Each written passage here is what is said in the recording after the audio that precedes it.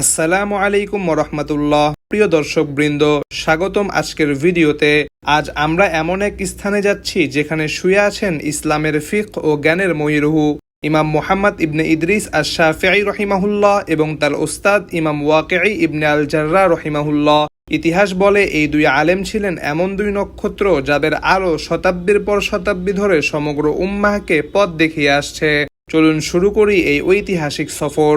গাড়ি থেকে নেমে আমরা উঠলাম সিএনজিতে। এখানকার ভাষায় যাকে টুকটুক বলা হয়, এই টুকটুকে চড়েই আমরা যাচ্ছিলাম ইমাম শাফিঈ রহিমাহুল্লাহ এর কবরের দিকে। পথে দেখা মিলছে পুরনো ঘর বাড়ি, যেগুলোর দেওয়ালে ইতিহাসের দাগ। কিছু ঘর এখনো দাঁড়িয়ে আছে, কিছু ভেঙ্গে পুনর্গঠন চলছে। এই পুরনো কায়রোর রাস্তাগুলোই একসময় ছিল ইসলামী জ্ঞানের কেন্দ্র, যেখানে ইমাম শাফিঈ রহিমাহুল্লাহ এর মতো আলেমরা হাঁটতেন, ছাত্রদের সঙ্গে আলোচনা করতেন, ফিকহে ইসলামী বিধান নির্ধারণ করতেন। অবশেষে পৌঁছে গেলাম ইমাম শাফিঈ রহিমাহুল্লাহর মসজিদ ও কবরের নিকটে। এই মসজিদটি মিশরের অন্যতম প্রাচীন স্থান। মসজিদটি প্রথম নির্মিত হয় ফাতেমীয় আমলে, আর পরে সুলতান মালিক আল কামিল 1211 খ্রিস্টাব্দে পুনর্নির্মাণ করেন। প্রবেশদ্বারের কারুকাজ, কাঠের দরজা আর অলঙ্কৃত খোদাই সবকিছুই যেন বলে দেয় এখানে শুধু এক আলেম নন, বরং ইসলামী ফিকহের এক মহাসমুদ্র শুয়ে আছেন।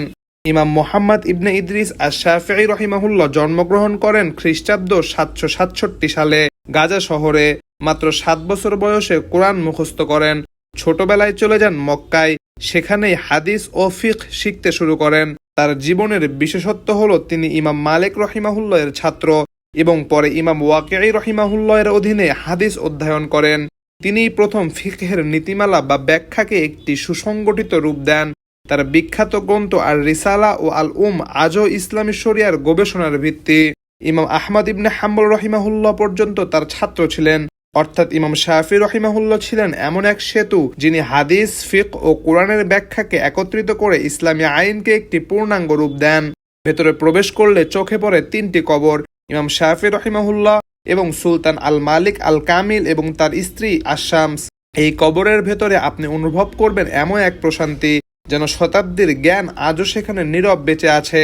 কাচের ভেতরে সংরক্ষিত আছে সেই স্থান যেখানে ইমাম শাফিঈ রহিমাহুল্লাহ বসতেন এবং তার ছাত্রদের পাঠ দিতেন। তার মুখের একটি বিখ্যাত উক্তি আজও মুসলিম দুনিয়ায় প্রতিধ্বনিত হয়, যে ব্যক্তি জ্ঞান অর্জন করে সে সম্মানিত হয়, আর যে জ্ঞানকে কাজে লাগায় সে মুক্তি লাভ করে।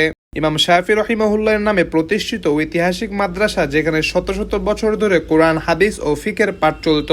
মাদ্রাসাটি মূলত সুলতান সালাউদ্দিন খান আইয়ুবীর আমলে প্রতিষ্ঠিত হয়েছিল, যাতে ইমাম শাফিঈ রহিমাহুল্লাহর ফিক ও শিক্ষা দ্বারা মিশরে প্রসার লাভ করে। পরে এই মাদ্রাসা ইসলামী জ্ঞানের এক কেন্দ্রবিন্দুতে পরিণত হয়, যেখানে হাজারো আলেম ও ছাত্র ইলমে দ্বীনের আলো গ্রহণ করেছেন। আর এই হলো ঐতিহাসিক মসজিদ, যা ইমাম শাফিঈ রহিমাহুল্লাহর মাদ্রাসাকে কেন্দ্র করে নির্মিত হয়েছে। মসজিদটির গম্বুজ প্রথম নির্মিত হয় সুলতান আল মালিক আল কামিল রহিমাহুল্লাহ এর আমলে 1211 খ্রিস্টাব্দে। পরে বারবার সংস্কারের মধ্য দিয়ে আজও দাঁড়িয়ে আছে ইসলামী স্থাপত্যের এক অনন্য নিদর্শন হয়ে।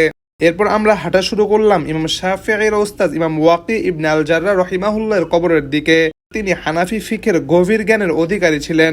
ইমাম শাফিঈ রহিমাহুল্লাহ একবার বলেছিলেন, আমি ওয়াকিঈর সাথেই ছিলাম, তিনি আমাকে হাদিসের মর্যাদা ও আমলের রূপ শিখিয়েছেন। আজ তার কবর কিছুটা জরাজীর্ণ অবস্থায় আছে, তবুও সেখানে প্রবেশ করলে অনুভূত হয় এক বিশেষ আবেগ ও শ্রদ্ধাবোধ। এখানে শুয়ে আছেন এমন এক আলেম, যার থেকে শত শত ফকিহ ও মুহাদ্দিস ইলম অর্জন করেছেন। এভাবেই শেষ হলো আমাদের আজকের সফর, যা এক সফর বা দুটি কবর দর্শন নয়, বরং ইসলামী ঐতিহ্যের এক জীবন্ত পাঠশালা দর্শন ছিল। ইমাম শাফিঈ রহিমাহুল্লাহ, ওয়াকিঈ রহিমাহুল্লাহ আমাদের শিখিয়েছেন ইলম, বিনয় ও আল্লাহভীতি। এই তিনই একজন আলেমের সৌন্দর্য। আল্লাহ তাআলা তাদের দুজনকেই জান্নাতুল ফেরদাউসের সর্বোচ্চ মর্যাদা দিন। দেখা হবে আবার অন্য কোনো জায়গায়, অন্য কোনো ভিডিওতে। ততদিন পর্যন্ত আসসালামু আলাইকুম রহমতুল্লাহ।